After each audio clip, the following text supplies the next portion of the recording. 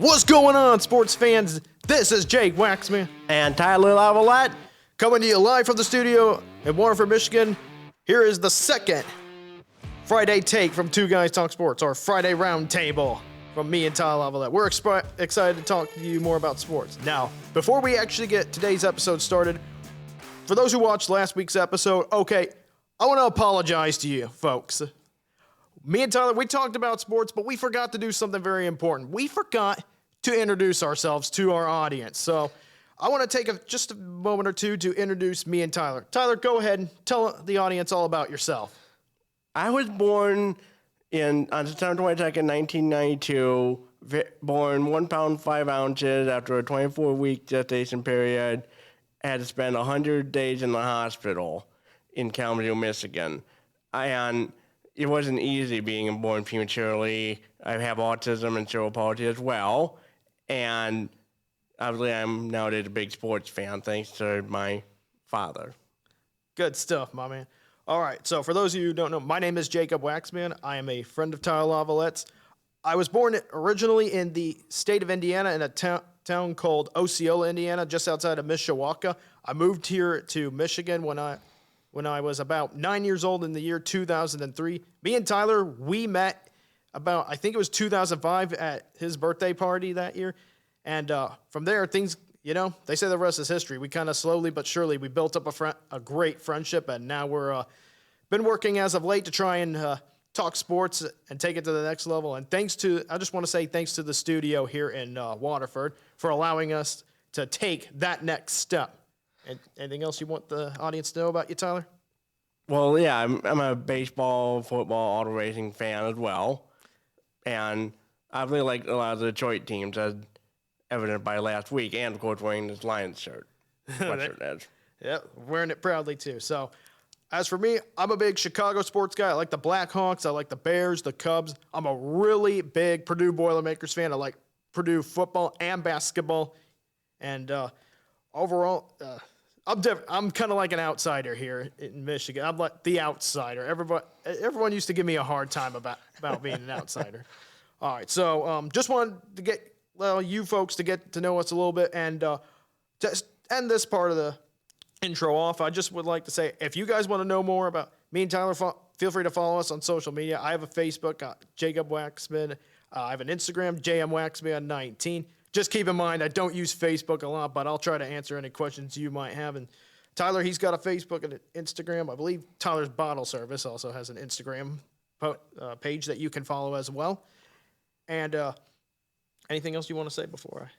Tyler Lavalette is my Facebook social media handle. I use the Tyler's Bottle Services for my personal business, so it's not exactly a whole lot of stuff on Instagram I post myself. Very good. And yeah, same there. I'm not the biggest social media user. I use a lot of Instagram. Now, to close this out, if you guys want to see more videos that we do, follow us on, we have a Facebook page called Two Guys Talk Sports, and we also have a YouTube page called Two Guys Talk Sports and Other Things. I try to post videos there every week, and I posted our first podcast here in the studio in Waterford. So, again, YouTube/ Two Guys Talk Sports and Other Things. If you want help, if it helps, there's a pic for each of our pages. There's a picture of me and Tyler wearing. Tyler's got Red Wings gear on. I got Blackhawks gear. If you find that, you're on the right path. So, Two Guys Talk Sports and Other Things for YouTube, and then just Two Guys Talk Sports for Facebook. Yes, and now that we have that out of the way, Jake, I think we should get into some of our topics we have for today. All right, Tyler, I'm going to let you go first. Take it away, my man. This weekend is the Lions and Colts at Indianapolis, Indiana. The Lions, of course, are favored to win. The game's going to be on at 1 p.m. on Fox. And as much as I like the Lions to win, I have a bit of a soft spot for the Colts player Wesley French. His mom, Vonda, I think it is, happened to be friends with my mom when she was in Benton Harbor High School in the mid-1980s. Honestly, I remember you telling me this story, and that is really awesome, and I hope he's doing well with the Colts, and he continues to do it. Like I said, I know you guys very, very well, and I like it when friends of family members succeed, so I hope this guy continues to excel. at the NFL level, wherever he goes next. Whether he plays his whole career at Indy or ends up with my Chicago Bears or your Detroit Lions, we'll find it. Yep, that's going to happen one day. He went to high school in St. Joseph High School and played college at Western Michigan. Good stuff. Now, shifting gears just a little bit. Okay, so, yes, as Tyler mentioned, the Lions are favored to win this game. But with that being said, this is not going to be an easy matchup. I've watched this Colts team play, and they can be fluky, but they can also be sneaky good. Like, they're inconsistent, for lack of better words. There's some games they just look way off, but then there are other weekends where they win games they shouldn't. Because this team, like, they put the effort in. It's a team that maybe it's not one of the best teams in the NFL, but in terms of putting their best foot forward with what they've got, the Colts are that kind of team. They literally, with what they make the best out of what they got. And this will not be an easy matchup for the Lions. So we have a college term for this. Or at least for college football and like college basketball, the term for this is a trap game. So this could be, okay, I know this is pro sports, but this could be a trap game for the Lions. They just got to come in there. They got to come out roaring if they want to beat this Colts team and take care of business. Back to you, Tyler. That's very true. The question is, do we see Joe Flacco on the Colts or their other guy that's on the team? There's very much those inconsistencies on having their quarterbacks could be a bit of an intriguing storyline, and if you're a Colts fan, of great concern with how inconsistent the team is. Yeah, absolutely. Based on kind of what I'm seeing, it looks like they're leaning towards starting Anthony Richardson for the rest of the season. It's a confusing situation. I mean, they were looking to go Joe Flacco the rest of the way, but things have just not panned out as well for the Colts with Joe Flacco starting. So now they're working with Anthony Richardson, who is in his second year, and I think Indy's trying to develop him, okay? They're trying to mold him into that prototypical NFL pro quarterback. But the developmental stage, things have not gone right all across. So now the Colts are unfortunately in a position where they really don't have a choice but to start Richardson. I mean, they could start Flacco, but all signs point to Richardson. What say you, Tyler? Yeah, I think that's the same thing. They're probably going with Richardson. Flacco, I don't know if he had much left in the tank anymore. He's probably done for it at some point, maybe this end of this season, next season. We'll see. Yeah, it wouldn't surprise me if retirement is in the cards for Joe Flacco. But I have a feeling this is going to be a much closer game than people anticipate. I mean, just ask my Bears. The Bears were favored earlier in the season to beat this Colts team, and that's not what happened. I mean, we had no answer. The Bears, they had no answer for Jonathan Taylor. That's another thing. If Taylor goes off, this Colts team is very, very difficult to beat. And this defense, they're not bad either. So the Lions, okay, they got to tread well. They got to come in ready to fight because it's going to be a dogfight in Indy. Back to you, Tyler. And wrapping it up, like Jake said, it's not going to be an easy game. Now, will they win? We'll see. It's hard for me to say that yes, they'll win or no, they won't, because as much as I want to be obviously support the really good Lions team, it's kind of hard for me to do so. But then again, this team has gone 3-0 against the other AFC South teams. So if we can beat the Colts and go 4-0, great. Yep. So like Tyler said, just got to come out, play your game, stay focused, don't get frustrated, because this Colts team, their effort is always there, and their effort can frustrate other teams, and especially teams that are favored over them. So I think the Lions will win this game, but all we can do is watch on Sunday. Hey, well, Tyler, your Lions are pretty much been one of the feel-good stories this season. Any final thoughts? I don't feel sorry for any of the sports books out there that say they don't like the Lions' possibility of winning a Super Bowl. Those odd books, they might just get burnt after this season. And I know I think we talked about as well. Gardner White has their promo where if Lions win it all, they get free furniture. I think CEO Rachel Stewart and her team knew what they were doing with that one. Yeah, I think so too. All right, and now speaking of feel-good stories, sports fans, I want to move on to a topic that has caught my attention since Butler played Austin Peay State University. And yes, Austin Peay State University, that's the name of this university. And the P as in P-E-A-Y, so don't want to get the terminology confused there. All right. So there was a player in that game that caught my attention for a number of different reasons. So for those of you who don't know, Austin P University, they have a guard on their roster, number 24, a guy by the name of Hansel Emanuel. Hopefully I pronounced that right. He caught my attention in that game because that was the first time I'd ever seen him play, and I noticed right away, this guy has a really huge physical disadvantage, and he's playing college hoops. For those of you who have not watched this guy play, he has just one arm. This is not a joke. I've never seen anything like this in college basketball. A college basketball player who has just one arm, but he's playing college basketball, and it has been amazing. So I'm going to start by giving you guys a background on this guy. So he's from the Dominican Republic. And for those of you wondering, how did this guy come into college basketball? How did he lose his arm? So from what I learned from an ESPN article, he lost his arm in an accident while he and his buddies were, I can't remember what sport they were playing on the gym on that day that the accident happened. A concrete wall collapsed and trapped his arm. And they brought paramedics and all that stuff, and sadly, he had to have his arm amputated and spent a good amount of time in the hospital. And initially, he was going to go on to be a baseball player. But after that, now he said in an interview that this accident, this is something that has been one of the defining things of his life because he changed sports, going from baseball to basketball. And looking at my notes, so he started his college basketball career. Now, he played high school college basketball in the United States, started his career at Northwestern State University under Coach Corey Gibson. And then Gibson took the job at Austin P State University, and Hansel Emanuel transferred with him to Austin P State University, and that is where he's been the last 2 seasons. And he's really actually taken strides forward in his game. So here's the stats.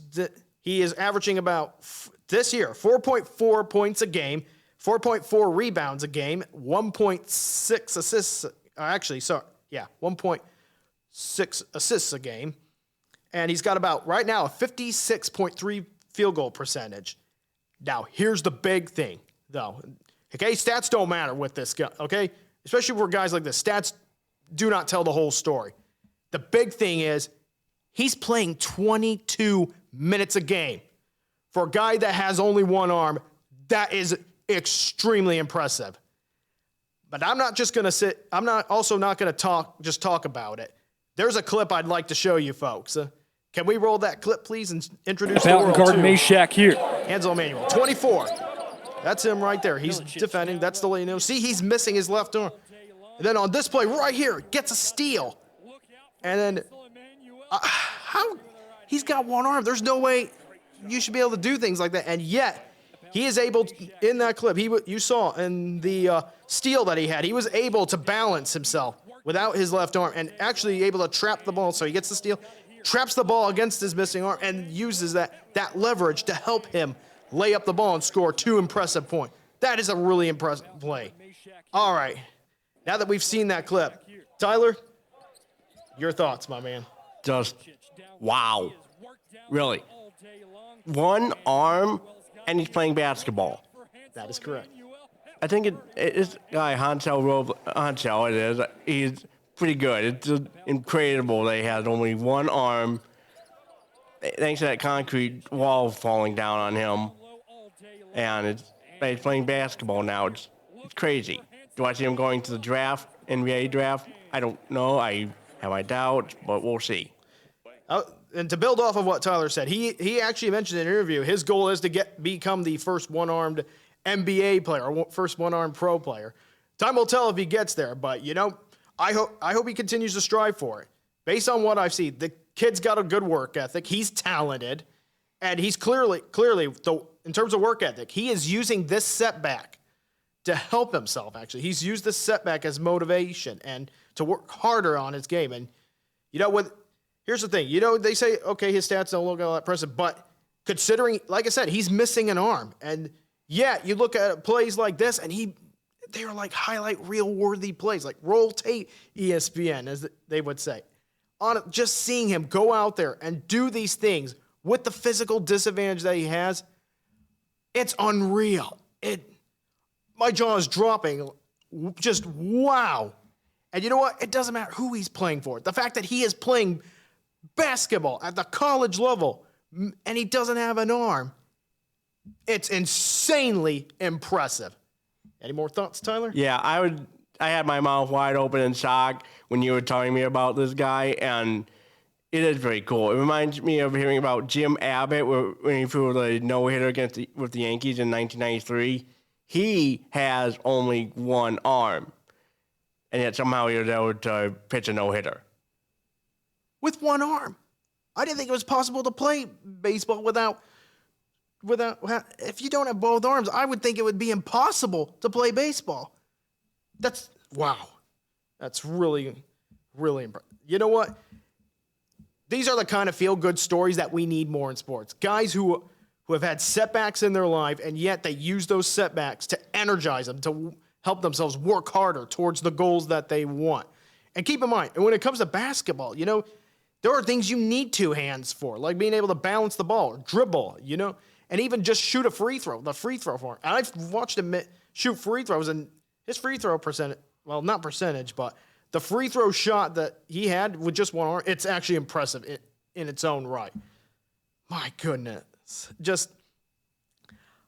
I'm inspired. And you know what? I'm rooting for this guy. I'm not usually a fan of bid thefts come NCAA tournament time, but you know what? If there is any team out there that I want to see steal a bid in this upcoming NCAA tournament, Austin Peay State University. I want to see the one-arm bandit. We'll go with that nickname, or the one-arm player, Hansel Emanuel. I want to see him play in the NCAA tournament because that would be awesome. Yeah, that would be fun and a great storyline for the CBS and the TNT Sports networks out there. It's going to be awesome. The question is, like I said, will they make it? We'll see how it goes in conference play and the tournaments. Yep, absolutely. Don't know if Austin Peay State University will win the regular season title, but there's always the possibility of bid theft. So, anyway, now to conclude this subject, I just want to say this. Much respect to this guy. Hansel Emanuel, if you see this one day, I just want you to know I am rooting for you, and I hope that you continue to excel at this game, and I hope to see you in the NCAA tournament and in the NBA, because your story, my man, and your work ethic, outstanding. Let's give a shout out to this guy. All right, I am ready to shift gears, and I will send it back to Mr. Tyler Lavalette. Well, speaking of shifting gears, it appears that at least two of our big three automakers are set to enter Formula One. Well, re-enter in the case of Ford going to Red Bull. But this time around, it looks like after not getting done with Andretti, Cadillac, and General Motors as a whole will enter Formula One in 2026, it seems like. Talks with the team, Cadillac, and the Formula One management seem to be going well. And we could be seeing them be the 11th team to enter the team series by 2026. They're going to have to use outside engines like Ferrari or Alpine, Renault, or Mercedes. But by 28, they'll be making their own power units. That is, whoa. Okay. I remember you were telling me about this earlier. When you said GM looking to enter Formula One, I thought it was like a support manufacturer to another team, maybe like an Alpine or something. I didn't realize that they were actually looking to become the 11th different team. And hopefully it works out, and hopefully they can get a few other partners to help them build these cars. Because building a Formula One car, it is not easy. It takes ridiculous amounts of funding and a whole lot of know-how behind the scenes. Go ahead, Absolutely. It's not easy. The thing is, the teams weren't exactly shot that idea down when there was Andretti partnering with them. They were worried more about the value that they would bring to the sport, which seems kind of silly. I mean, come on. They didn't exactly think highly of the Andretti name for some reason. I mean, Mario Andretti won a championship in F1. He won a championship. and you guys don't think of that brand name fondly? Come on. Yeah. To build on what Tyler said, that is a name in terms of not just monetary value. The name itself would have brought tons to Formula One if the elite teams or those every team of Formula One had voted to approve Andretti. When I saw that, I mean, I had mixed thoughts about that at first. Like, okay, it's another venture by Michael Andretti, but I've realized in time, like, the Andretti name can bring a lot to Formula One, not just in terms of money, but like recognition, all that stuff, and know-how. And the fact that it just did not go through in any means, it's a darn shame. And I just hope that GM and Cadillac don't suffer the same fate because of these so-called elitists of Formula One. The reports I'm seeing say it's 11th hour talks, so it's looking promising. I feel like as we get towards the end of the season, it's like we're going to be seeing this pretty soon. I think the teams are more welcome to having a new engine manufacturer come in as well. So, yeah, I get that part. I agree, especially GM and of course Cadillac. That's a car manufacturers. They'll work on engines and they'll provide power for these Formula One cars or their own team, presuming, of course, they get approved. And I hope they do. I'd love to see at least one or two more Formula One teams because I think they'll not only bring up the monetary value, but also it brings up the excitement in racing because you got not only more drivers out there who have a chance to go and make their dreams in Formula One. Maybe we'll get another American driver. I mean, being the biased American that I am, I want to see another American in the field, one capable of going out there and winning races, maybe starting at GM, as Tyler says, and then moving up to an elite team like Red Bull or Ferrari or Mercedes or McLaren. All right, Ty, I said well, we definitely know that it's not Haas that's doing that. They have the stars and stripes on our cars, but they don't have any American drivers and have no desire to get one, which is a shame. Yeah. And I know the owner there is Günther Steiner, I believe, who is German. Is that correct? I think he left. There's a different guy there now, but... Oh. Some guy from Japan, that is. I don't remember the name, but Steiner retired. Yeah, that's right. I mean, I've heard of Haas before, and a lot of that due to Stuart Haas. But that's a team that they've been in Formula One for a while, but unfortunately they continue to struggle, and it's a darn shame. Yeah, and that Logan Sargent guy, he didn't last long in F1 either with Williams. He's likely going back to IndyCar, so. Yeah. And for the longest time, too, there was talk about IndyCar superstar Colton Herta going over with, like, Andretti, if the thing for Andretti had been approved. But unfortunately, that is sadly looking like a what-if, and it looks like Colton Herta, who is a fantastic race car driver, is probably going to spend the rest of his career in IndyCar, which, hey, that's no small thing. I love the IndyCar series. That just means he's got more shots to win the Indianapolis 500. Mm-hmm. It's not necessarily a bad trade-off. Also, Monaco in 2026 is going back a week into early June. It won't be on Memorial Day Sunday anymore. Oh, okay. That, I think, is also going to help because having both races on the same Memorial Day or Sunday before Memorial Day, it's definitely challenging to say the least. Even though one's in the morning and one's in the afternoon, having them on separate days, I think is going to work. It's going to do wonders for both IndyCar and Formula One. Well, we'll see. I mean, it's not going to be good because if you're an American, you liked watching the Monaco race in the morning, then the Indy 500, then the Coke 600. Yep, absolutely. And I guess if I have one final thought about this, like I said, you know what? The more we can get involved with Formula One, the better the sport's going to do. Like, the more branding we can get, the more know-how that we can get into a sport, like for a racing sport, like Formula One, the better things are going to be. And the more eyes, not just from the United States, but the more eyes around the world that it is going to draw to. That's where I'll leave this subject. Likewise. All right. And, okay, so this next subject, and sorry about the rough transition, but this next subject, we're now shifting from racing to college football. There is a very big game this weekend, and one that many of us, I cannot say I saw this coming. I thought this was going to be one of those games where, okay, Ohio State's going to have to take care of business, but it's not that kind of game anymore.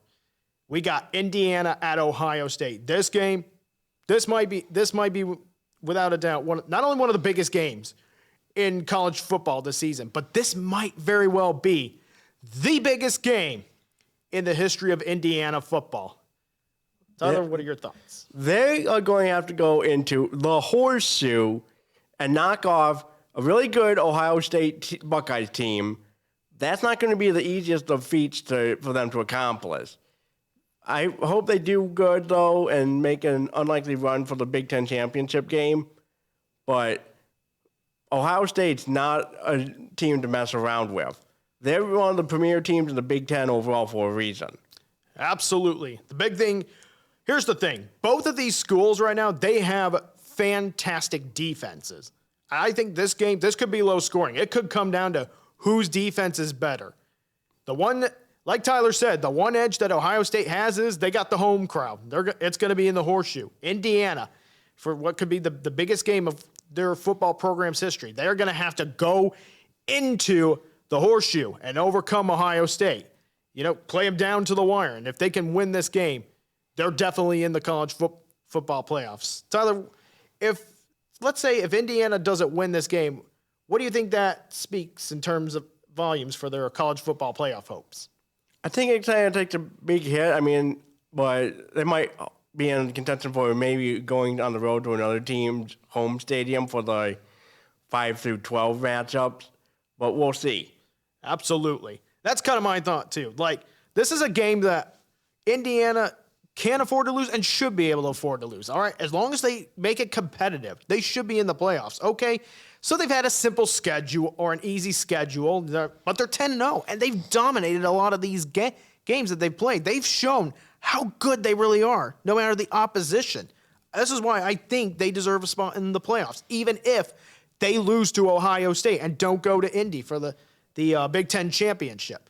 The big issue right now and hurts me as a Purdue fan, but they deserve to be there. It's just there's one thing that might be going against them, and that's the committee, the college football committee. They like to have their big brands in. And just to give you an idea, so I'll look at my notes. So here's the top 12 as of right now. It's Oregon, Ohio State, Texas, Penn State University, IU at number 5, which is right for them. Then you got Notre Dame, Alabama, Georgia, Ole Miss, Tennessee, and Boise. So Tennessee, those are, I think, the top 10. And then on the outside looking in, you got guys like BYU and Southern Methodist University and Texas A&M. If Indiana loses the game. Now, I don't think they should lose their playoff spot, but there's a possibility that they could because branding. What do you think, Tyler? Yeah, and there's another problem I've noticed with the whole push for Fox Big Noon kickoff, constant games with ESPN's network, with the SEC. There's a lot of complaints you hear about these days, especially with Fox. The Big Noon kickoff games, noon, they mess with some good traditions. Like, for example, the Penn State whiteout game, it wasn't against a program like Ohio State. It was against Washington because the Penn State hosted Ohio State at noon. And you're looking at what could be 6 games on Fox at that time slot alone when you factor in next week's Michigan game. Yeah. Hey, next week is rivalry week. A lot of big games. So it's important that the broadcasting companies get this right. And a lot of these games that could decide the playoff picture. And just to add on to something real quick, the other school that I forgot to mention who's currently in the playoff picture, that is the U, or Miami as we know it. They're currently in. And, of course, right now, no matter where you're ranked, none of these teams should feel safe right now. Like, if you got 2 losses in this format, you should get in, but any more than 2, and you're probably going to be on the outside looking in. Isn't that right, Tyler? Yeah, there's got to be a cutoff point somewhere. And 2 losses seems like that. You're like, okay, you can get in with 2, but 3, you're not taking part. Yeah, it's not like gone are the days of the 4-team playoff where you could only afford 1 loss, 2 and you were out. And like I said, there are some really good teams, BYU, Texas A&M, and Southern Methodist University that are on the outside looking in that could get in if like one of these teams, maybe even Indiana, if they lose even a game. And here's the thing. Don't overlook Army too. The Golden Knights of Army, they look good. They got a big game this weekend against Notre Dame. Any final thoughts, Tyler? Yeah, that is crucial. So it should be strange that you could see Army doing good, making it to the playoffs, and then no matter what happens against Navy, they'd still be in that famous game the weekend after the championship games are all decided. Yep, absolutely. So, before I guess we make a score prediction for this game, Indiana, like they should be safely in regardless of the outcome, unless of course they lose to Purdue next weekend, which I don't think is going to happen realistically. But as long as they do their thing, they play well at Ohio State, even if they fall short and they beat Purdue next week. Okay, they should be in. The committee, okay, forget the branding and all that stuff. Okay, put the best teams in. And right now, this Indiana team, it's one of the best teams in college football this year. Maybe one of the best. Definitely the best Indiana team I think I've ever seen. Now for the predictions. And I'm going to let Tyler Lavalette make his prediction. Who you taking between Indiana and Ohio State, my man? Well, I'm not going to have any bias favoritism towards the Buckeyes because, well, you got the game coming up the following Saturday. So, with that in mind, it is a 21-14 Indiana win. Good amount of touchdowns and field goals. Ooh. It's going to be fun. There you go. Tyler going with the upset. I like that prediction, though. And, I mean, Indiana, they are capable of beating them. Will they, though? Unfortunately, I just don't think so. I think it's going to be a little lower scoring, but it is going to be close. I think Indiana, they're going to show what they're capable of. I think but against Ryan Day and Ohio State, it's a lot to overcome. And I just think that Ohio State having conditioning on their side too, that's another edge too, which is why I'm going with the score prediction of 27-24 in favor of Ohio State. It's going to be a nail-biter to the end, but Ohio State has a final game-winning drive in them. That's my prediction. It'll be close, but regardless of what happens in this game, Indiana has shown that they belong in the college football playoffs. No matter as long as they take care of business the following week, regardless of what happens at Ohio State, they should be in. That's my take on that. Yeah, they should be. We'll see what happens in the few Tuesday nights when the playoff rankings keep getting revealed. Yeah. But I think they're going to be in. Oregon's definitely doing one of the more successful of the Pac-12 teams to have come into a new conference. They're definitely good, but yeah, if Indiana can still keep it respectable, even with my prediction of a win, I still see Bloomington being in the tournament. Yep, absolutely, and a playoff spot that would run through B-Town, as they would call it. But regardless, come after rivalry week and after championship week, I just know one thing for sure. The committee, in the first year of this 12-team format, the committee is not going to have anything easy. They might have some sleepless nights up ahead. Ugh, sputtering. Sleepless nights. Yeah. Message to the committee. Don't screw this up. Come on. Hey, I know it's tough. Concentrate and don't just consider branding. Think about all things. Strength of schedule, how each team has looked in all their wins. Every little bit in detail. It matters because all we college football fans want is the best 12 teams in the playoff. That's all we asked for. Is it too much? It shouldn't be. It shouldn't be at all. You would think it wouldn't be. I'm just glad I'm not the committee. I'd be sweating bullets. I'm glad I'm not in their shoes. I feel for them. Now you know when I mentioned about the sports books with the Lions. All right, my man, is there any other subjects on your mind before we begin to descend to the end of this video? Well, like I said, the controversy about more of the game being on like Fox and all these SEC games and ACC games that are exclusively ESPN. Like, this is the first year without CBS airing SEC games. Granted, they have the Big Ten, which is good. And this means now the Big Ten championship game is no longer just on Fox. You're going to have CBS and NBC airing it. But another problem you're going to have football and basketball Big Ten stuff on Peacock. Oh, yeah. Like, take, for example, Ohio State. They had a night game against Michigan State and East Lansing on Peacock. And I mentioned the Penn State game, the whiteout. It was against Washington on Peacock. And let's not forget that there's going to be a lot of basketball games on Peacock, too, this winter. And I'd like to add one to that. Purdue and Alabama, great game, but only those who had Peacock could watch it. I was lucky enough there, but still, dang nabbit. Like, I get streaming's the future and all, but you can't. It doesn't really help you out with bars if you can't just have the bar go streaming only. If you're like these leagues, do not overlook the bar scene. It's important. People like to go to these bars just to watch sports sometimes. They don't just go to get a drink. They want to watch their sports teams because it's the only option they actually have. And I'm sure DirecTV has good business deals and all for that, like with Amazon and Apple. They definitely got things. I'm sure they're getting things figured out. I mean, even when Sunday Ticket went to YouTube, they still were able to keep that for the bars. It's definitely, there's got to be that good medium that you got to have, and I think we're starting to see it. Yes, absolutely. Got to have that balance. I like living a life of balance too, and I think we all should strive for balance, even in the sports world, okay? People should be able to access these sporting events, whether on streaming services or normal television, all right? Happy medium, happy balance. Mm-hmm. And perfection and perfect balance as all things should be. Absolutely. Now, speaking of TV and games on TV, all right, we're going to wrap this up by letting you guys know what's going on this weekend, big sporting events. Okay, so Michigan State University football, they got a game tonight at 8 p.m., home game against the Boilermakers of Purdue. That game will be on Fox Sports. I'm hopeful that Purdue at least puts up a decent effort and just doesn't make me feel all depressed or bored out because unfortunately that's been Purdue football this year. I might fall asleep to this and I don't want to. Well, keep in mind that this game will, depending on when it's uploaded to YouTube or airs on TV, that game will have already happened.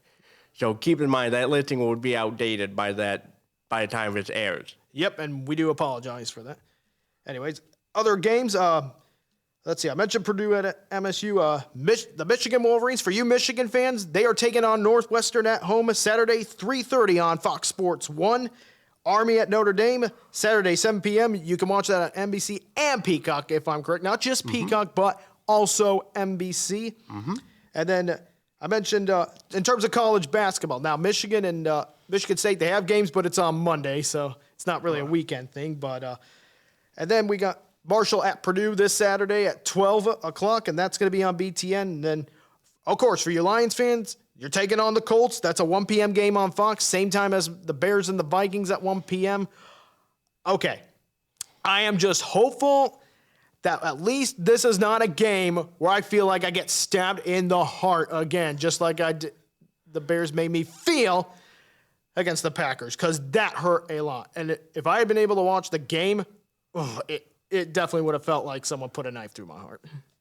Yeah, let's just see what happens. Now, the only part of Michigan that I think will be able to watch it, if I looked at 506 Sports correctly, was Berrien County, because that's more towards Chicago and South Bend than Detroit.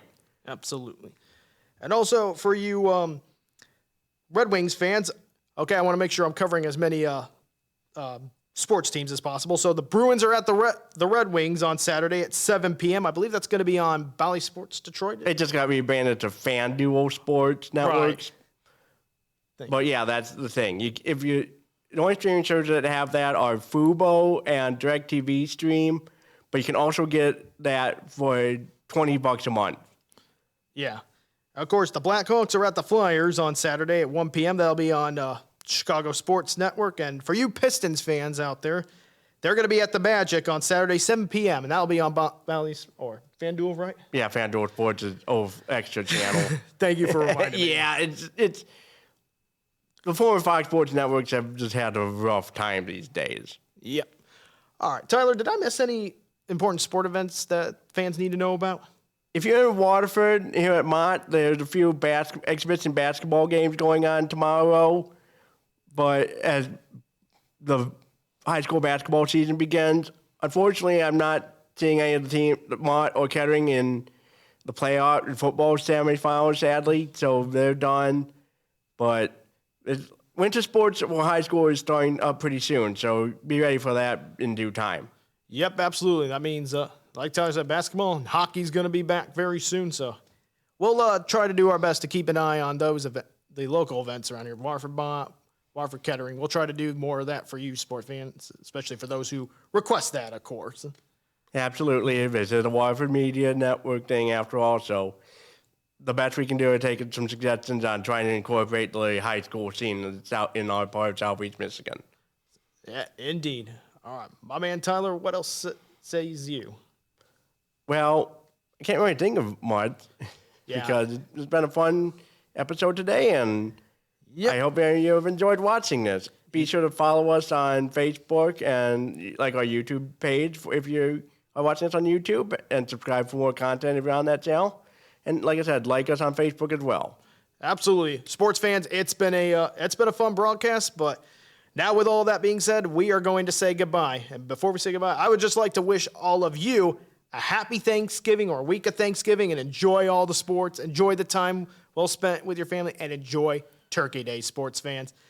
This is Jake Waxman and Tyler Lavalette from Two Guys Talk Sports. Have a great week, everybody. Happy Thanksgiving. And we will hope to see you in early December, and we will not be on the air next Friday. We will be out of town for that. Yep, important PSA from Tom. All right. Take care, everyone. We are signing off.